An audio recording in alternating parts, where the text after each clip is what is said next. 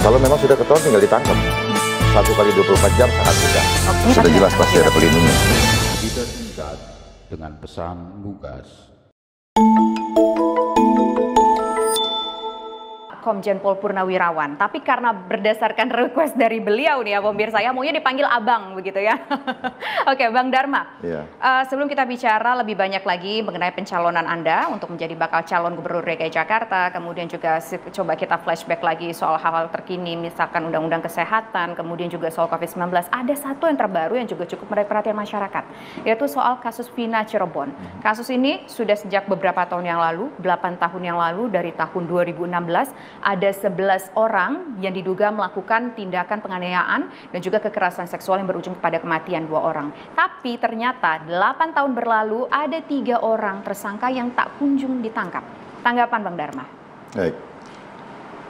Diketahui ada 11 itu dari tahun 2016 atau baru ketahuan? 2016 sudah ketahuan.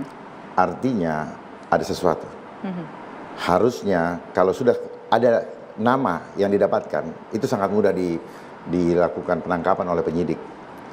Cuman kita harus tahu apakah buktinya terpenuhi atau tidak. Nah, mungkin saja buktinya ketika itu belum terpenuhi, sehingga penyidik menganggap yang bersangkutan hanya dilibatkan sebagai saksi. Gitu. Tapi informasi yang beredar di luar sana, meskipun kita belum bisa mengkonfirmasi secara detail, otak dari pelaku tersebut, otak dari tindakan kriminal tersebut adalah salah satu di antara 3 yang masih buron itu, Bang Dharma. Kalau menurut Anda bagaimana? Otaknya, kalau memang sudah ketahuan tinggal ditangkap.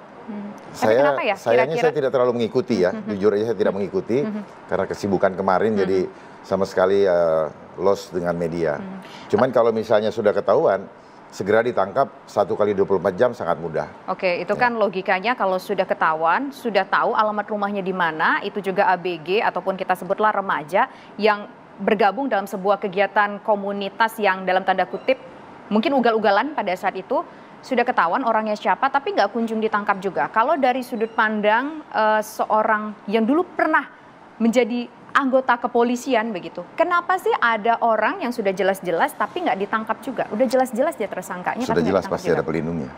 Siapa pelindung? Ada pelindung ya? Pasti ada pelindungnya, siapapun itu, saya tidak tahu. Karena saya tidak tahu satu persatu siapa tersangkanya, siapa yang menjadi otak pelakunya, tetapi pasti ada sesuatu hal yang perlu diungkap. Apakah ada pelindungnya atau ada hal lain dalam tanda kutip. Biasanya kalau nggak ada pelindung, hal lain dalam tanda kutip apa? Apakah karena dianggap korbannya adalah masyarakat biasa, kemudian juga pelakunya cukup banyak, dan mungkin juga dianggap ini anak-anak kenakalan remaja, jadi ya udahlah dapat 8 udah cukup. Ada nggak sih mungkin kepikiran-kepikiran kayak gitu? Saya tidak mau mengulas terlalu jauh karena itu adalah ranah daripada penyidikan, kurang etis kalau saya sampaikan di sini. Oke, tapi tentu saja harapannya semoga 3 yang masih dicari ini bisa diberikan hukuman yang setimpal atas kasus yang menimpa Vina dan juga teman dekat dari Vina.